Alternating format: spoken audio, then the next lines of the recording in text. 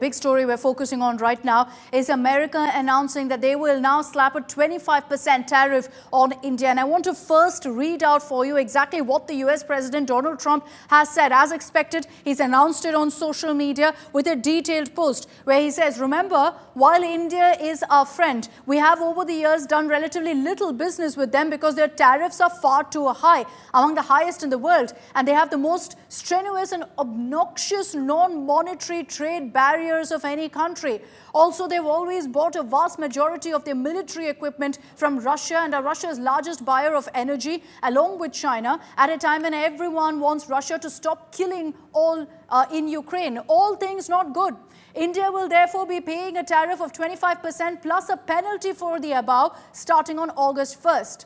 This is the message from Donald Trump. He signed it off saying, MAGA, make America great again. So you see the details that he's put out. Donald Trump saying, yes, India's a friend, and then going on with a whole number of caveats to that, referring to the fact that India has ties with Russia. Suddenly he's offended by that, talking about a tariff of 25%.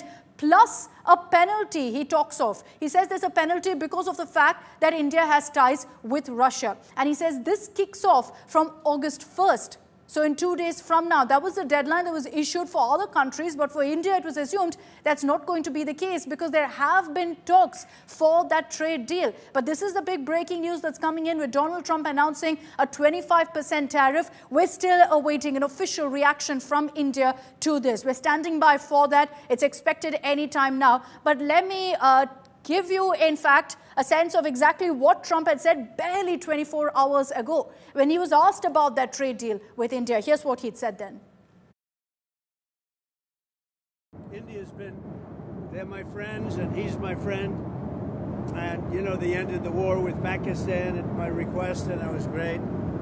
And Pakistan did also. You know, we did a lot of great settlements, including the recent one, as you know, with Cambodia, So that was a great one. I think that's been pretty well finalized now, right? I don't know. I'm asking you. Did I do a good job in that one? I did a good job in about 5 different wars. Do you think I'll get credit for it? No. So, will I get credit for it? She'll say yes. No. Is the deal with India finalized? No, it's not. Okay. So what rate are you expecting? Well, we're going to see. We're going to see. But India's been a good friend. But India has charged basically more tariffs than almost any other country. So there you had him confirming that, yes, talks are on for the trade deal.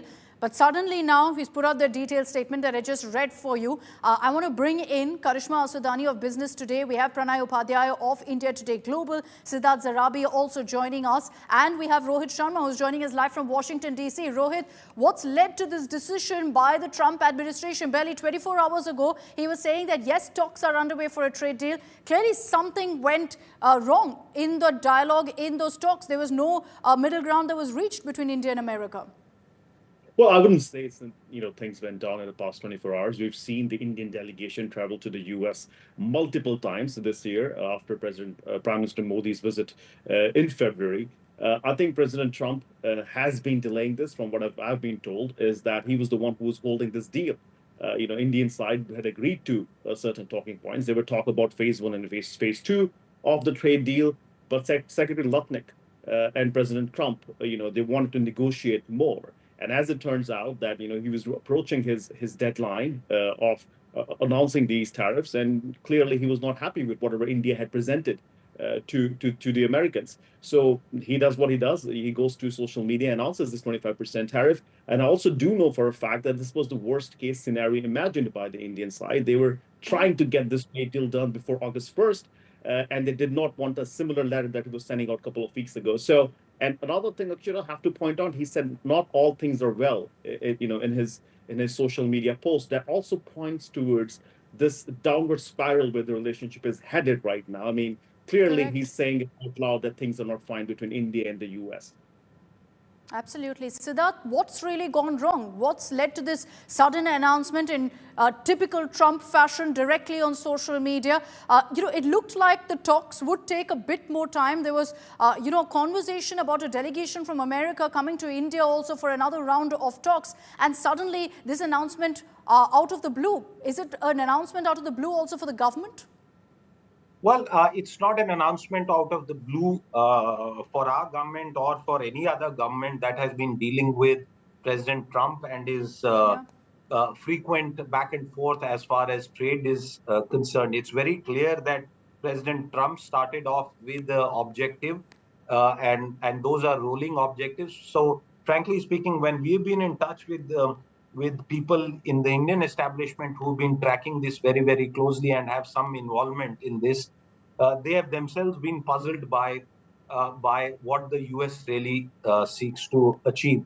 I just want to add one point that we had learned from US-based sources just as recently as last week, that the final contours of the Indian proposal and what the US trade negotiators had to say to that had been put up in a so-called file to President Trump. It was virtually said to be on his desk for a decision.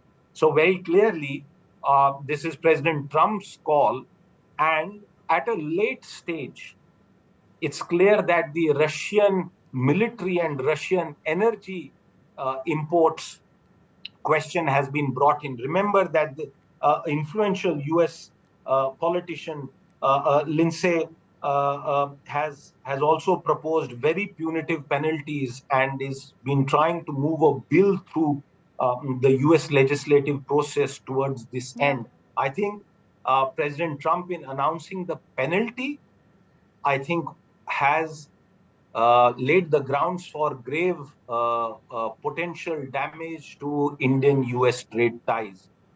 As far as we know, there was never an expectation of the Russian energy import being brought in at this stage. It's clear that this is a pressure tactic because numerous times this point has been made clear by Correct. the Indian side as to why we are dependent on Russian fuel. And, Europe continued with Russian fuel. So why single out India? Very true. Very true. And this is something that we've repeatedly reiterated, that it almost seems right now that this is Trump going ahead and punishing India for his sometimes dost, sometimes dushman stand when it comes to Russia, Pranay. And that's what it is. You see this kind of post that Trump has put out where he's talking about India's ties with Russia. It's not just now a 25% tariff that we're talking about, but also penalties, which we don't know what really that means because he's only said that penalties for the above, referring to India-Russia ties. Suddenly, it's become a sticking point when it never was previously between India and America. You're absolutely right, Akshita, and I would like to take forward the point made by Siddharth just a while ago that this is certainly a package where he has clubbed the Russia angle with the tariff announcement clearly. But as far as our purchases of oil is concerned from Russia, this is clearly a national security issue for us. India is a most populous country. India has huge energy requirement and energy deficit. We need sustainable source of energy supply for our national needs, and those are the non-compromisable areas for India. As far as the pricing issues are concerned, we have heard those things. The price cap issue, long there was a back forth on that issue, but we have almost abided by that price cap thing, but we continued buying Russian oil because of our energy needs, and we need a sustainable supply of energy. And as far as the military hardware is concerned, we there is a long history of military supplies, and US there was a time when US has been a consistent supplier of military hardware to Pakistan, and on the other side they did not supply military hardware to India.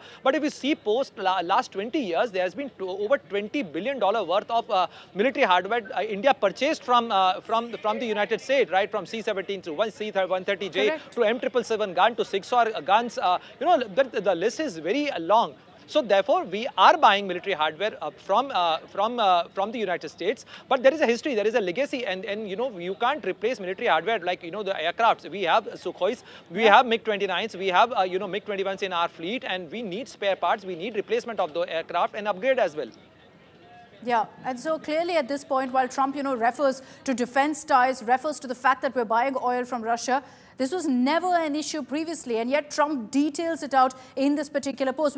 Foreign official government stand, foreign official reaction from the government on what's happened right now, on Trump announcing on social media that there'll be a 25% tariff on India starting August 1st, along with penalties for our ties with Russia. And Siddharth, if you look at really what we're expecting in terms of a government response, how can really the government respond to something like this, to this announcement of a 25% tariff? And what really does this mean to the conversation and the dialogue between India and America for a trade deal? Well, clearly, the government has continued to respond and provide facts and details to the United States right from the time that this started. I would argue that Indian negotiators and at the highest levels of the political establishment, there was a very clear directive that we need to get a deal done with the United States, but that cannot come at the cost of national interest. I just want to add one quick perspective of why this US action is very short term and confounds even the basic maths that is involved with every trade negotiation. Remember when President Trump came up with this famous tariff sheet and you realize the absurd calculations that had gone into it. According to one research input from GTRI in India, while there is a goods-related trade deficit where we sell more to the United States than we import from them, there is a close to $80 to $85 billion advantage that the United States and US companies derive from India. And that is not goods, that's over and above. And what is that? Around $25 billion is the money that Indian students are estimated to spend in the United States. That's not factored in goods trade. American banks, consulting firms earn significant amount of revenue as per this research, around $15 billion annually. You have $15 to $20 billion that global capability centers, GCCs, get from India. And remember, big tech, that makes massive amounts of money. All the YouTube, the Facebook, Twitter, all of that money that they get from advertising from India goes to the United States. So it's a very blinkered, partial view. And I know that the Indian argument to the United States was to take a look at the overall comprehensive nature of the partnership. And one quick point, it's not as if India has turned its eyes away from US military purchases. If you see over the past 20 years, that equation has reversed. But as any defense expert would tell you, it's the conditionalities that the United States imposes, including very little transfer of technology, that come in the way of purchasing in US military hardware. And forget the visuals of a F-35 stuck in India for weeks on end.